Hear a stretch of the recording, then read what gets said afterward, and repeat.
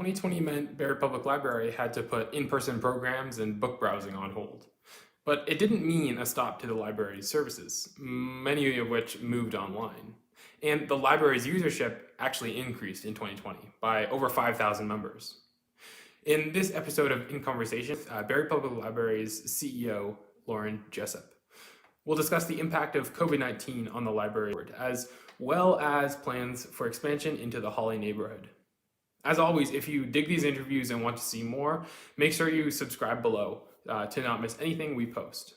Okay, here's my conversation with Lauren Jessop, Barrie's Public Library's CEO. What kind of new challenges come with your role as a CEO in a pandemic? How has your role shifted this year? The library profession has always been very collaborative, but I would say working through the pandemic has really heightened that collaborative spirit amongst our colleagues within Barrie, but also across Canada. So, in the early days of the pandemic, I was meeting every week with my CEO counterparts from libraries across Canada, just so that we could talk through what was going on and our approaches and trying to keep things going and make sure that people were supported by their library during this time as best we could, and just sharing ideas and making sure that we were all sort of keeping things relatively the same for our patrons. And that has been really, really helpful.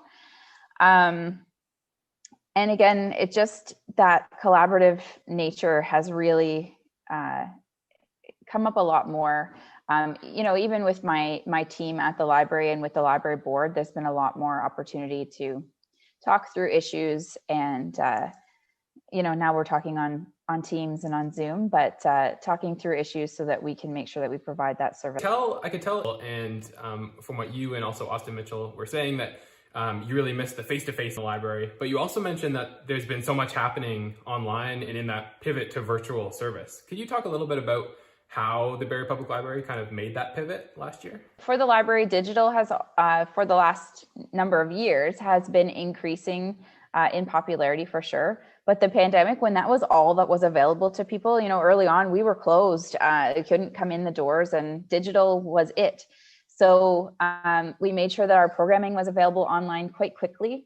And, now we've got systems in place so that we can organize that content so that people can find it. Early on, we were just posting it on Facebook, and that was what we did. So we've learned throughout how to engage people a little bit better. And if you watch our early videos to now, things are moving along where we're trying to standardize our processes and make sure that our content looks really professional. And in terms of the digital, people are downloading ebooks and audiobooks more than ever. That service, we're increased 35% over last year. But one of the things I guess that has increased the most is all of the content that I have to say tends to get hidden on our website. So we have all kinds of digital resources. So we have LinkedIn Learning and courses, things that you can learn how to speak a different language, and just all of this content. And for some, it's just too much. But, I think the pandemic has really helped people wade through what's there and really take a look at it. That content has increased by 70%. More people are using it than they were, and really just delving into what's there to support their hobbies and to support their, maybe they're upgrading their skills in this time when they're at home. So all of that stuff has really been more important during the pandemic. But I do have to say that our patrons are very happy when they could come in and actually browse for a physical item themselves. And now that they can access those items by curbside pickup, they're so grateful. Oh, okay. So, there is that. I think people are really doing a combination of both. So, I don't think there are very many people who are either all digital or all physical items. People are doing whatever works for them for their own circumstance. So we're still getting that digital circulation is still going. And as you mentioned, the demand for the stuff, the services that you have in terms of books, audiobooks, everything like that is up. And also you added over 5,000 new members in 2020. Have you heard a lot of feedback about maybe what the library service meant to people in 2020 in terms of new members or just people accessing it during the pandemic? Yeah, like I said, people are so grateful to have access. And we did notice that early on in the pandemic, there were a lot of people that jumped on to get a library card who hadn't had one before. Apply for a library card online, whereas before, you had to come in and show your ID and chat with us. And so we've made it easier and removed so that people can access a library card a lot easier. And they are very grateful to have that service available. And especially if they didn't even have to leave home at all to get it. I'd love to talk about the Holly expansion in a little bit, but before I get onto that, I was wondering, in terms of a really broad impact that COVID-19 had across different service partners. We kept ourselves to the 1.95% increase as council had directed. And I would say our 2021 budget is fairly unremarkable. Yes, we have some extra expenses because of COVID. We're making sure that we are prepared in case we, need to buy more supplies and things like that. But really our 2021 budget, there's nothing really too exciting about it. It's fairly status quo as we maintain that service. And we did that in a large part because we are focused on expanding service into the Holly neighborhood and wanted to, in this year, really put our dollars and our focus towards that. I forget if I read this in the report, but were you able to keep all your staff members on throughout the pandemic, or what was the staffing situation like? Yeah, unfortunately, when we were forced to close and we were only doing digital, we really just didn't have enough work to support all of the staff members that we have. So we did have some layoffs. I'm not going to quote the exact percentage because I can't think of it off the top. But it was a large portion of our staff, and it was heartbreaking. Mm-hmm. It was not something that wanted to do, but we just didn't have enough work for everyone. And I guess something a little bit happier, I suppose, is the Holly branch process.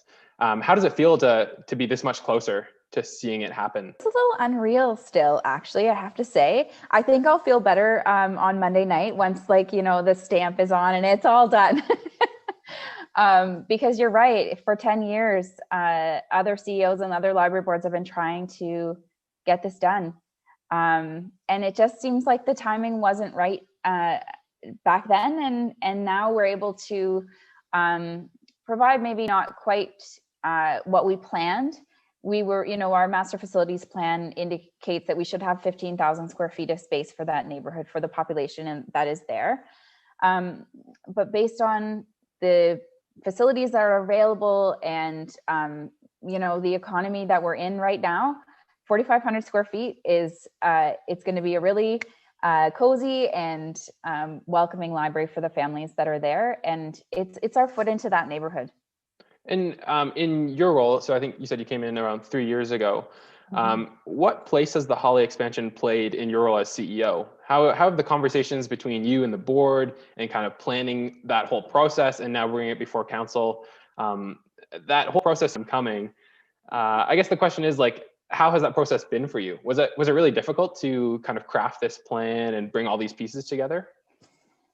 So we had a consultant work through our master facilities plan with us in 2018. And when it was completed, we presented that plan to council.